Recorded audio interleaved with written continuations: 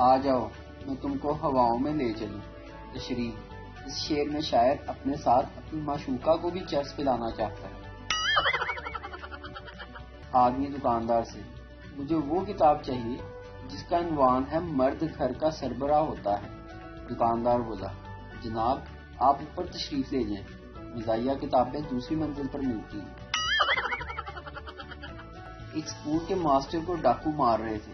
پپو نے دیکھا تو گاؤں کی طرف بھاگا اور زور زور سے چلانے لگا: کل چھٹی ہے، کل چھٹی ہے، ماسٹر پٹ گیا ساڈا. پپو ناراض ہو کر گھر کے باہر بیٹھا تھا. باپ: کیا ہوا بیٹا؟ پپو: ابو آپ کی بیوی سے میری نہیں بنتی، مجھے اپنی بیوی چاہیے. پپو دکاندار سے: انکل 1 کلو بھینس کا دودھ دے دو. دکاندار: یہ برتن چھوٹا ہے. پپو: اچھا پھر بکری کا ہی دے دو.